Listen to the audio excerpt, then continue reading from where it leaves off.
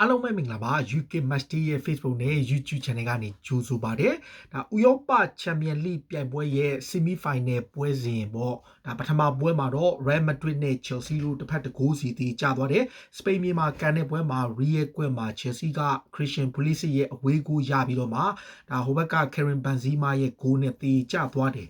ဒါပေမဲ့ဒုတိယ Semi Final အဖြစ် Paris Saint-Germain နဲ့ Manchester City နှစ်သင်းလုံးဟာတကယ်ကိုဒါ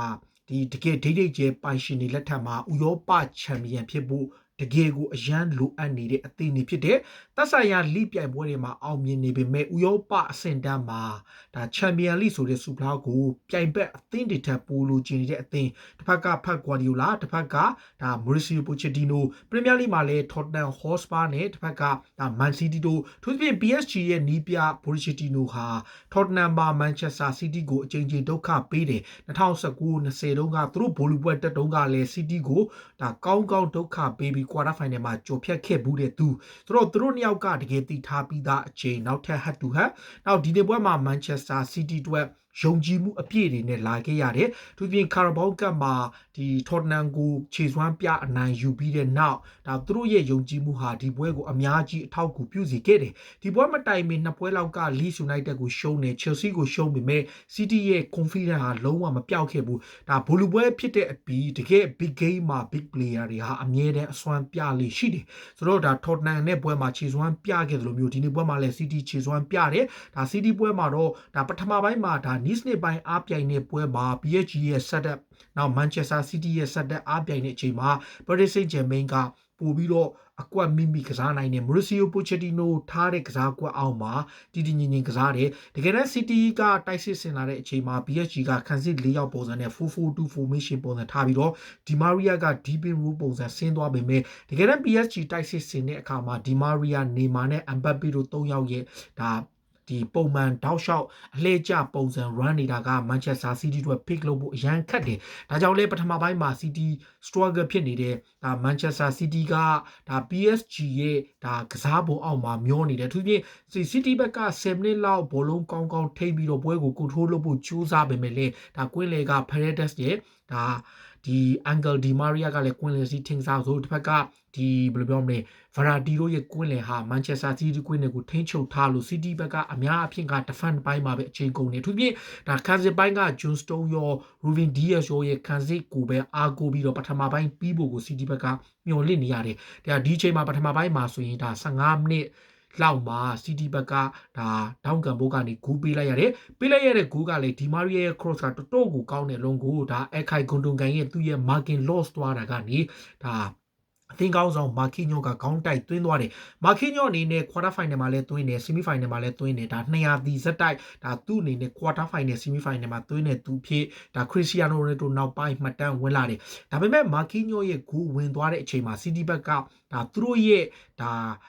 ဇုံနဲ့ defense ကိုသူအားနည်းမှုတွေအများကြီးရှိခဲ့တာကို PSG ကကောင်းကောင်းသိတယ်တောင်းကန်ပေါ်ရတဲ့အခါတိုင်းမှာဒီမာရီယာရဲ့ whipping cross အမြဲတမ်း danger ဖြစ်တယ်လို့သူတို့တောင်းကန်ဘောပေးရသည့်တိုင်အောင်သူတို့ဘက်ကဒီကောင်းကောင်း cross မထောင်လိုက်ရင်တော့မှ near post မှာတယောက်ရှိတယ်ဒါ City အတွက်တကယ်ကို threat ဖြစ်ခံစေတဲ့အခြေအနေမျိုးပဲဒါပေမဲ့လေဒါ Guardiola နဲ့ Manchester City အတွက်ပထမပိုင်းဟာလိုအပ်တယ်ပထမပိုင်းပြီးဖို့မိနစ်45မိနစ်ပြည့်ဖို့လိုအပ်တယ်ဘာကြောင့်လဲ Guardiola ရဲ့ team talk ပဲဒါဒုတိယပိုင်းမှာပြောင်းလဲသွားမဲ့ City ရဲ့ပုံစံကိုအားလုံးကမျှော်လင့်ထားတယ်ဘလို့ response လုပ်မှာလဲ City အနေနဲ့ Paris Saint-Germain က Manchester City ဘောလုံးကင်ထားတာကို happy ဖြစ်တဲ့အသင်းတံပြန်တိုက်စစ်မှာသူတို့အနေနဲ့ Kylian Mbappe and Angel Di Maria ရဲ့ Neymar တို့ရဲ့တိုက်စစ်အတွင်းနဲ့သူတို့ဘက်ကကောင်းကောင်းတိုက်စစ်ဆင်ဖို့ပြင်ဆင်ထားတယ်ဆိုတော့ဒုတိယပိုင်းမှာ City ဟာ different character ဖြစ်လာတယ်ပထမပိုင်းတုန်းကကျွန်တော်တို့ City ကိုကြည့်တဲ့အခါမှာ PSG ရဲ့ set ကြောင့် City ပုံစံပြောင်းနေလို့Guardiola ကတခုခုပြောထားတယ်ထင်တယ်ညာတောင်ဘက်ကခိုင်ဝိုကာရောဘယ်ဘက်ချမ်းကဂျောက်ကန်ဆယ်လိုရောနှစ်ယောက်စလုံးလုံးဝ overlap သိမ့်မလုပ်ဘူးဆိုတော့ဒီနေရာမှာ City ဘက်က Riyad Mahrez ဘောလုံးရရင်ပဲဖြစ်ဖြစ်တစ်ဘက်က Foden ဘောလုံးရရင်ပဲဖြစ်ဖြစ်တောင်ပန်ကတိုက်စစ်လိုက်ပါမဲ့သူနှစ်ယောက်မပါတဲ့အခါမှာသူတို့ဘက်ကနောက်ကိုပြန်ပေးတယ်အတွင်းကိုပြန်ပေးတယ်ဒါနဲ့ပဲပြက်နေဒါပေမဲ့ဒုတိယပိုင်းရောက်တဲ့အခါမှာဒီ overlap နေရာမှာ Mahrez ဘက်ကဒီဘယ်လိုပြောမလဲဒီခိုင်ဝိုကတောက်လျှောက်တက်လာသလိုတစ်ဖက်ချမ်းကဘယ်တောင်ပန်ကဒီဂျောင်ကန်ဆယ်လိုတက်လာတဲ့အခါမှာ City ဘက်ကနေရာလွတ်တွေပူရလာတယ်ပွဲကို control လုပ်လာတယ်သူပြင်ဒီ Bruyne ရှိမှာဘောလုံးပူရလာတဲ့အချိန်မှာအခိုင်ဂွန်တုန်ကန်ဒီ Bruyne နဲ့ Rodri ၃ယောက်ရဲ့အ တိုးအစိတ်လေးတွေနောက် Bernardo Silva ရဲ့ movement တွေဟာ City အတွက်စပြီးတော့ chance ရှိတယ်ပထမပိုင်းမှာတည်းကဒါ Phil Foden အပိုင်ခွင့်ရတယ်ဒါ PSG ဘက်ကဒီခံစစ်နောက်ကပေးရင်ကအမားကနေပဲ Foden အပိုင်လုံးရတဲ့လုံးမဝင်ခဲ့တာက City အတွက်ဒီကန်ဆိုးခဲ့ပေမဲ့လေဒါ Marquinhos ရဲ့ goal ကိုပေးရပေမဲ့ဒုတိယပိုင်းပြန်လာတဲ့ City ရဲ့ကစားပုံဟာတော်တော်ကိုကောင်းတယ်ကျွန်တော်တို့ City ပွဲတော်တော်များများကြည့်ဘူးတယ်ဒါဒီပွဲဟာ City ရဲ့တော်တော်ကောင်းတဲ့ပွဲဖြစ်လို့ Paris Saint-Germain အတွက်လေဒါဒုတိယပိုင်းမှာဆိုရင်လုံးဝကို Neymar Mbappe Di Maria တို့လုံးဝမတွေ့ရတဲ့လောက်ထိဖြစ်သွားတယ်အဲ့လောက်ထိကို City က control လုပ်နိုင်ခဲ့တာဘယ်လောက်ထိ control လဲဆို City ဘက်က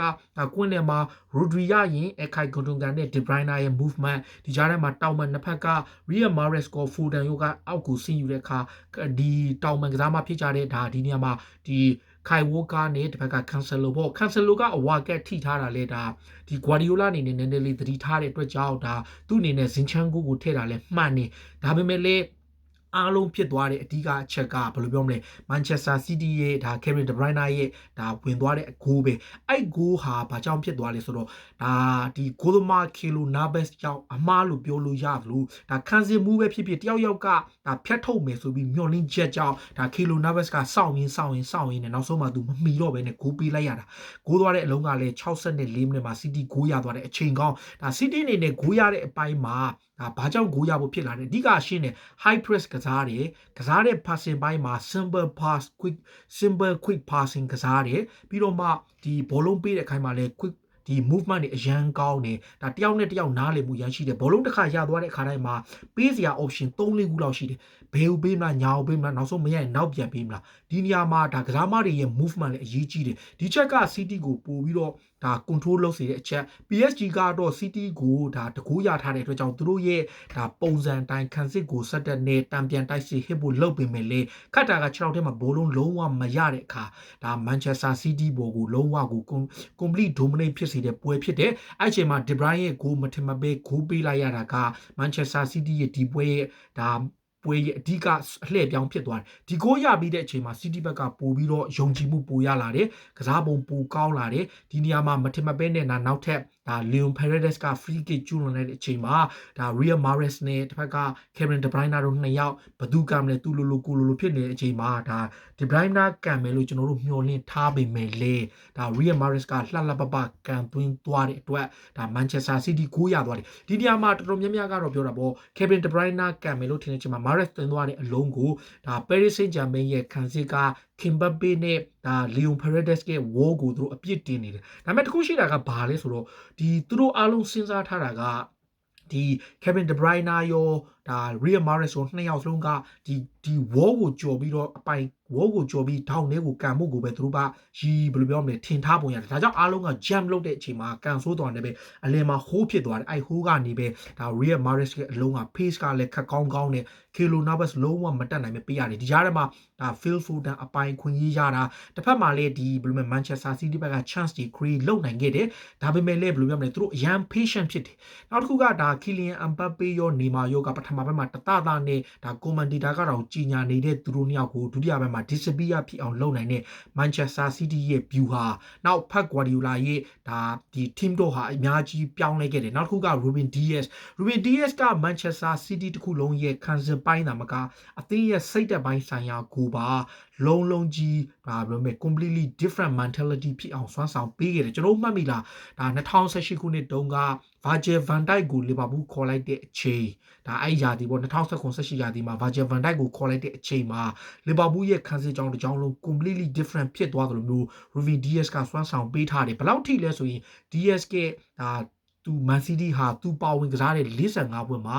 3ပွဲပဲရှုံးထားတယ်ဒါကိုကြည့်ချင်းအပြင် Ruben Dias ကခံစစ် John Stones ရဲ့တစ်ချက်အမှားလေးတွေရှိပေမဲ့ Ruben Dias အရန်ညင်လို့ခွင်းလေကကျွန်တော်သဘောကျတဲ့အထက်မှာ Ekay Gundogan ဟာဘယ်လောက်ထိအရေးပါလဲဆိုတာတော်တော်လေးသိတယ်ဒါ credit တော်တော်များများက Manchester City ကဒီဘယ်လိုပြောမလဲ Kevin De Bruyne တို့ Riyad Mahrez တို့ရပါမယ်ဒါကျွန်တော်အတွက်တော့ Ekay Gundogan ကိုတော်တော်လေးသဘောကျတယ်2013တုန်းကဒီ Borussia Dortmund နဲ့ Bayern Munich တို့ရဲ့ Champions League ပွဲမှာ ကိုသွင်းခဲ့သူပြီးကျွန်တော်အမြဲတမ်းသဘောကျတယ်သူရဲ့ passing သူရဲ့ vision ဒါအတူစိတ်ပြီးတော့နောက်ဒီ Manchester City က Ekay Gundogan ရဲ့ဒါ Bernardo Silva ရဲ့ Riyad Mahrez ရဲ့ဒါ De Bruyne ရဲ့ဒီ Rodri ရဲ့ဒီအတိုးစိတ်ကစားတဲ့ကစားမလေးတွေဟာ City Queen လေးကို dominate လုပ်ဖို့အတွက်အဓိကအကောင်းဆုံးဒါ quality player တွေပဲဒီကြားထဲမှာ Foden ရဲ့တကူတော့အစွမ်းကနေပဲဂိုးရနိုင်မဲ့အခြေအနေရှိတယ်ဒါကျွန်တော်တို့ပုံမှန်အားဖြင့်ကြည့်ရင် Foden ဟာဒီ Tottenham နဲ့ပွဲလိုမျိုးအဲ့လောက်ထိ bright မဖြစ်ပဲခဲ့ဘူး a little bit quiet ဖြစ်ခဲ့တယ်ဒါပေမဲ့လည်းဒါသူလည်းတော်တော်လေးကြိုးစားခဲ့သလိုအဓိကညာတောင်ဘက်ကခိုင်ဝိုးကအဓိက Manchester City ဒါဂိုးရဖို့ဖြစ်သွားတဲ့အချက်မှာခိုင်ဝိုးကရဲ့အဓိကအကျိုးပံ့မှုပဲမီတာ60လောက် guide 60လောက်ကနေတောက်လျှောက် run လာပြီးတော့မှဒါ Mahrez ချပေးတဲ့အလုံးကနေခိုင်ဝိုးက cross ပို့တာကနေအဲ့ down ကန်ဖို့ဖြစ်သွားတယ်အဲ့ down ကန်ဘောကတဆင့်ပဲ City ကခြေပါကိုရဖို့ဖြစ်သွားခဲ့တယ်ဆိုတော့အားလုံးဟာ Walker ကို credit တင်ရဖို့ရှိလို့တစ်ဖက်မှာလည်းဒါ Manchester City ရဲ့ဒုတိယပိုင်း performance ဟာကျွန်တော်တို့တွေ့ထားပြီးသားပွဲစဉ်တွေထဲမှာတော်တော်လေးကိုကောင်းတယ် Riyad Mahrez ဆိုရင်ဒီနေ့ရာသီတွင်းမှာဒါသွင်းဂိုး20ကိုပါဝင်ပတ်သက်ခဲ့တယ်ဒါ12ဂိုးဖန်တီးပြီးတော့10ဂိုးသွင်းခဲ့သလိုတစ်ဖက်မှာလည်း Kevin De Bruyne ဆိုရင်ဒါဒီ Manchester City ကိုပဲဒါသူ2000နဲ့ဒါဒီဘယ်လိုပြောမလဲ Manchester City နဲ့တွေ့တဲ့ဒီဒါ PSG နဲ့တွေ့တဲ့3ချိန်လုံးကိုသူဂိုးသွင်းနိုင်တဲ့သူဖြစ်မှတ်တမ်းတင်ခဲ့သလိုဒါသူ့အနေနဲ့2016ဒီ round of 16 or quarter final or semi final မှာဇက်တိုက်ဂိုးသွင်းသူဖြစ်မှတ်တမ်းဝင်လာခဲ့တယ်ဒါအပြင် Manchester City အနေနဲ့ဒါကျွန်တော်တို့ပထမစဉ်းစားတာပေါ့တော့ပွဲအတွင်းမှာ Man City ကဘယ်လိုပြောမလဲဒါ force number 9ကပွဲတိုင်းမှာအလုပ်ဖြစ်ပေမဲ့ဒီနေ့ Paris Saint-Germain နဲ့ပွဲမှာအလုပ်မဖြစ်တော့ဘူးလို့ကျွန်တော်ထင်ခဲ့တယ်ဒါကြောင့် Sergio Aguero ပဲဖြစ်ဖြစ် Gabriel Jesus တယောက်ရက်ကိုထည့်တင်တယ်လို့ကျွန်တော်ထင်ခဲ့ပေမဲ့တကယ်တမ်းမှာ City ရဲ့ဒုတိယပိုင်းကစားပုံရဲ့ Paris Saint-Germain ခံစစ်နည်းနည်းအနည်းငယ်ထိုင်သွားတာလဲဒါအဓိကအရေးပါတယ်အဲ့ဒီအချိန်မှာဒါဒီဘယ်လိုပြောမလဲမိနစ်80ကျော်မှာဒီဘယ်လိုပြောမလဲ Gael ကထုတ်ခံလိုက်ရတာပေါ့ဒါသူ့ရဲ့ tag ကလည်းနည်းနည်းလေးကျန်းတယ်ဗျ angle ကိုကျိုးနိုင်တဲ့ခြေပုံစံမျိုးဖြစ်တဲ့အခါမှာ Daniel ကသိတယ်ဗျဒါသူ့ကိုနေနဲ့သူ workout တောင်တန်းမပြဘူးသူခဏစောက်ပြီးတော့မှတခါလဲ straight rep ပြလိုက်တယ်ဒါတယောက်ရုပ်သွားတဲ့အချိန်မှာ CD ဘက်ကပို chance များပေမဲ့ Paris Saint-Germain ကဒါနောက်ပိုင်းမှာခြေပါကူနောက်ထပ်ကူမပေးရဘူးပဲထိန်းသွားတယ်ဒီနေရာမှာကျွန်တော်ကြည့်တဲ့အခါမှာဘာမြင်လဲဆိုတော့ Manchester City အတွက်ဒါဘာဖြစ်လဲဆိုတော့သူတို့ဘက်က belief for ယုံကြည်မှုရှိတယ်။ဘာကြောင့်လဲဆိုတော့ PSG ဟာဘယ်လိုပြောမလဲ Champions League ပြိုင်ပွဲနောက်ဆုံး6ပွဲဆက်သူတို့အနေနဲ့ဂိုးပေးထားရတယ်။ဒီနေ့ရာသီတွင်းမှာလည်း PSG ရဲ့အင်ကွင်းရလဒ်ဟာတော်တော်လေး weak ဖြစ်နေတယ်။ဒါ Bayern Munich ကိုသူတို့အင်ကွင်းမှာရှုံးတယ်။တစ်ဖက်မှာလည်း Barcelona ကိုလည်းအင်ကွင်းမှာတေကြတယ်။ Manchester United ကိုလည်းဒီရာသီမှာရှုံးထားတယ်။ဒီလိုပွဲတွေဟာ Manchester City အတွက်ယုံကြည်မှုရှိတယ်လို့ Manchester City အတွက်နောက်ထပ်ပို့ပြီးတော့ယုံကြည်မှုရှိနေတာက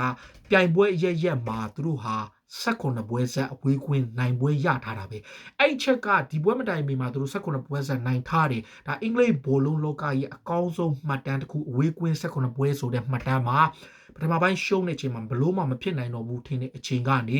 completely different game ဖြစ်ပြီးတော့ turn it around ဖြစ်ခဲ့တဲ့ City ရဲ့ performance ဟာပြိုင်ပွဲရဲ့မှာ18ပွဲဆက်တိုက်နိုင်ခဲ့သလိုဖက်ဂွာဒီယိုလာအတွက်ဒါ2011ခုနှစ်မှာ Champions League Final တက်ခဲ့ပြီးနောက်ပိုင်းဘိုးဆွေးခဲ့ပြီးနောက်ပိုင်းပထမဆုံးချိန်ဘောလုံးပွဲတက်လာဖို့ဖြစ်လာခဲ့ပြီးဒါဒီနေ့ပွဲမှာတော့အကောင်းဆုံးဘောလုံးမဆုကို Kevin De Bruyne ရရှိခဲ့တယ်ဒီနေရာမှာ Paris Saint-Germain ကနောက်ပိုင်းမှာ frustrated ဖြစ်ပြီးတော့ဒါ Kylian Mbappe နေမှာကစားမတော်တော်များများကဒါ PSG ဘက်က challenge တခါလုတ်ခံရတိုင်းမှာဒါအနီးကပ်ပြဖို့ဝိုင်းပြီးဒါ pressure ပေးတာရှိပေမဲ့ဒါ overall performance ရကြည့်ပထမပိုင်းမှာ PSG ကောင်းခဲ့တယ်ဒါပေမဲ့ဒုတိယပိုင်းမှာ Guardiola ရဲ့ team တို့ဟာအရန်အရေးပါခဲ့လို့ Manchester City ရဲ့ different city ကိုတွေ့ခဲ့ရပြီးတော့ဒါအကောင်းဆုံး form နဲ့အနိုင်ရခဲ့တယ်ဆိုတော့ဒါသူတို့အနေနဲ့အခုလောလောဆယ်မှာ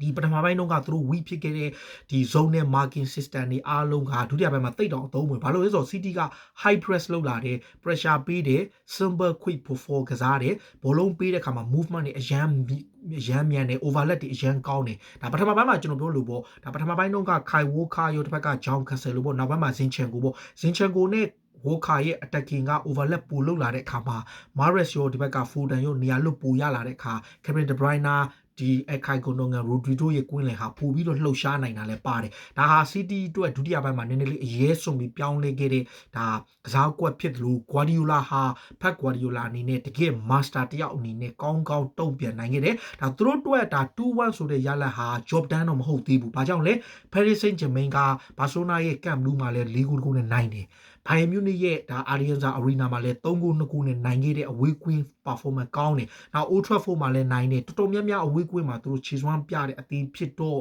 ဒါသူတို့အသင်းရဲ့ခြေစွမ်းအဝေးကွင်း form ကို Manchester City နဲ့သတိထားရမယ်ဒါပေမဲ့လည်း Paris Saint-Germain ကွင်းမှာ Party Prince ကွင်းမှာနိုင်ခဲ့တာက City တို့တကယ်ကို impressive performance ဖြစ်လို့ဒီနေ့ပွဲမှာဘာကြောင့် Manchester City ဟာဒီရာသီမှာအကောင်းဆုံးအသင်းဖြစ်ရှိနေလဲဆိုတာကို Guardiola နဲ့အသင်းသားတွေအားလုံးပြသခဲ့တယ်ဒါဒီနေရာမှာချီးကျူးစရာကကျွန်တော်ပြောလို့ပေါ့ဒါ Strong နဲ့ဒါ Ruben Dias အပါဝင်ကစားသမားတွေအားလုံးဟာကောင်းသူတယောက်မှ full round မဖြစ်ခဲ့ဘူးပထမပိုင်းမှာတော့သူတို့ pressure တွေနဲ့ဖြစ်တယ်သူတို့ technique မှားခဲ့တယ်သူတို့ technique အလုံးမဖြစ်ခဲ့ပေမဲ့ဒုတိယပိုင်း high pressing ကစားတာကဒီပွဲရဲ့ different ဒီဖြစ်သွားသလို